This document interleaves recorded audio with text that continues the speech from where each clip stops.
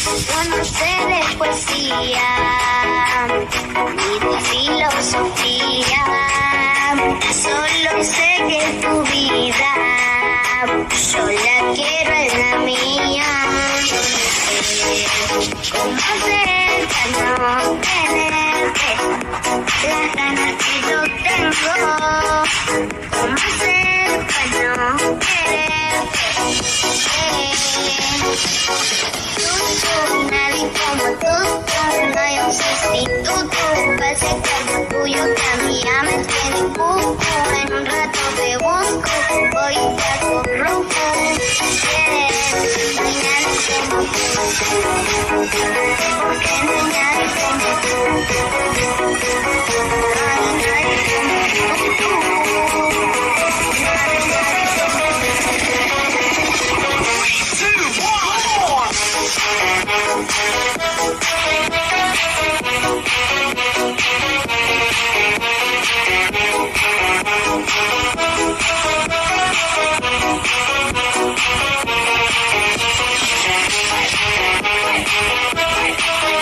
जू यांग वी वुजियान से कहता है कि तुम तो मुझे 5-6 दिन से दिखे ही नहीं, आखिर तुम कहाँ थे, स्वर्ग में या नर्क में।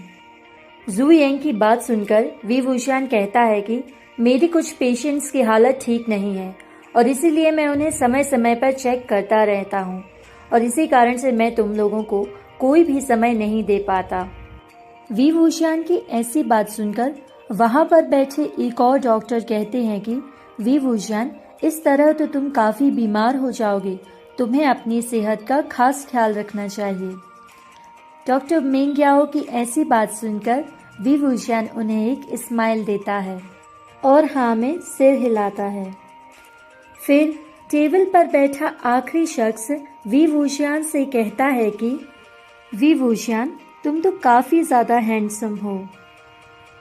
क्योंकि लोगों को तुम्हारी रिलेशनशिप्स के बारे में नहीं पता, वे तुम्हें बैचलर ही मानते हैं। मुझे एक लड़की ने तुम्हें ये लेटर देने के लिए कहा है, ये लो। लेटर की तरफ देखते हुए वी वुजियान कहता है कि शूशी, तुम्हें पता है कि मुझे यह सब बिल्कुल भी पसंद नहीं है, फिर आखिर तुम यह लेटर क्यों लेते हो। इस बात पर शूशी मुंह बनाते हुए कहता है कि एक तो मैं तुम्हारी एक अच्छी गर्लफ्रेंड ढूंढने में मदद कर रहा हूँ, ऊपर से तुम मुझे ही मुंह चला रहे हो और मैं लेटर लेता नहीं हूँ। वे मुझे ज़बरदस्ती ये लेटर पकड़ा देती हैं क्योंकि मैं मना नहीं कर पाता। शूशी की ऐसी बातें सुनकर डॉक्टर वी वुजियान शूशी से कहते हैं कि तो फिर तुम इन लेटर्स को डस्टबिन में फेंक दिया करो, क्योंकि मैं इन सब में बिल्कुल भी इंटरेस्टेड नहीं हूँ। क्या तुम लोग भूल गए हो, मेरा एक बेटा भी है। मेरे पास इस सब के लिए टाइम नहीं है। वी वुजियान की ऐसी बातें सुनकर डॉक्टर शूशी वी वुजियान से कहते हैं कि तुम्हारे उस बेटे को भी एक माँ की ज़रूरत है, क्या तुम भूल गए। शूशी की बात सुनकर डॉक्टर वी वुजियान थोड़ा सा सैड हो जाते हैं और फिर वे कहते हैं कि हाँ मुझे याद है और मुझे उसकी बहुत परवाह है और मैं कोशिश कर रहा हूँ, लेकिन मुझे ऐसा एक भी पार्टनर नहीं मिल रहा जो युआन को पूरे तरीके से एक्सेप्ट कर ले।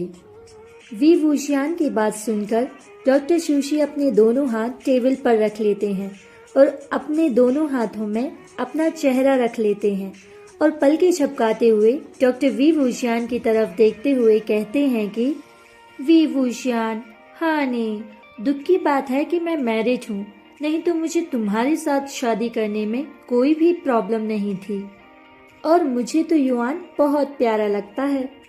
डॉक्टर शूशी की ऐसी बातें सुनकर टेबल पर बैठे सारे लोग जोर जोर से हंसने लगते हैं।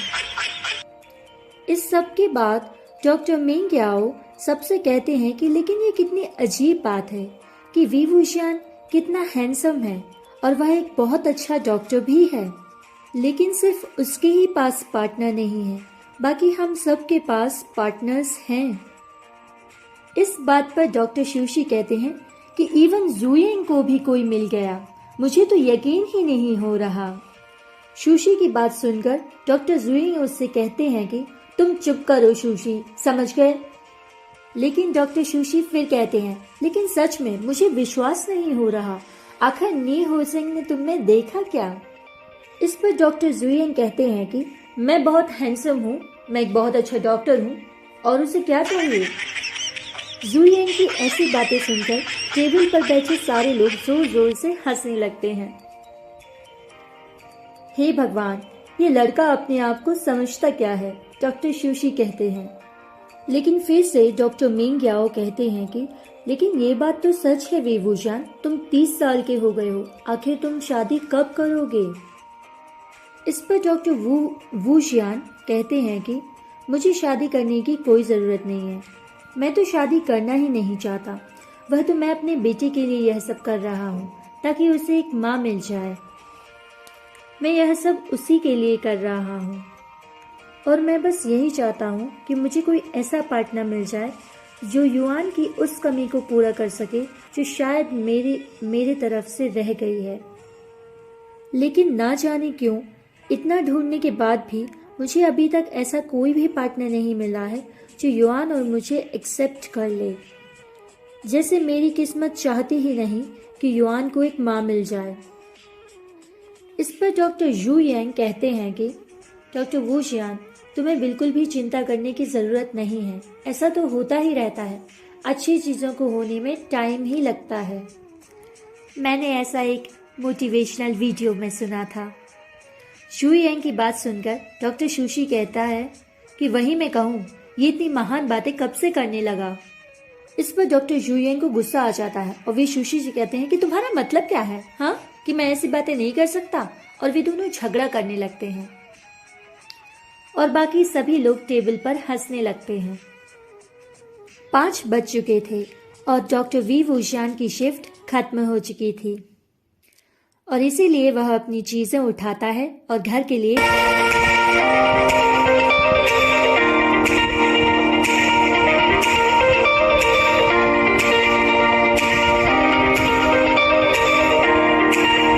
घर पहुंचकर वह अपनी मेड से पूछता है कि युआन कहाँ है, तो मेड बताती है कि युआन अपने कमरे में है। मेड यह भी कहती है कि मास्टर ने खाना नहीं खाया है। यह सुनकर वी वुशियान एक गहरी सांस छोड़ता है। उसे पता है उसके बेटे को क्या हुआ है। मदर्स डे के 2 दिन पहले और 2 दिन बाद बस यही कहानी शुरू रहती है और पूरे घर में मातम छा जाता है। वी वुशियान कपड़े बदलकर अपने बेटे के कमरे में आ जाता है तो वह देखता है कि उसका बेटा सो गया है। वी वुशियान देखता है कि उसका बेटा ठीक पोजीशन में नहीं सोया है तो वह उसे ठीक पोजीशन में सुलाता है। तभी वह देखता है कि टेबल पर कुछ रखा हुआ है। वह सोचता है कि शायद वह कोई बुक है तो वह उसे बंद करने के लिए आगे बढ़ता है, लेकिन फिर वह देखता है कि वह एक मदर्स डे कार्ड है जो कि हैंडमेड लग रहा है। राइटिंग भी युआन की ही है। वह उस कार्ड की तरफ सैडली देखता है, फिर वह उसे वहीं अच्छे से रखकर लाइट बंद कर चला जाता है।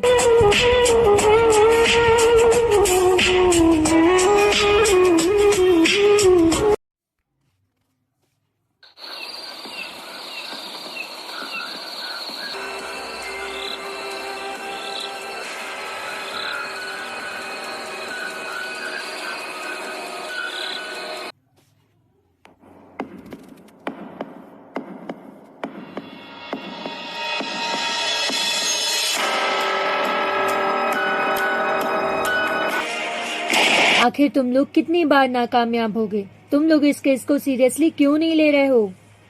इस केस के बारे में हमें और जानकारी क्यों नहीं मिली है? जैसे तैसे हमें एक आदमी मिला था, वह भी मर गया।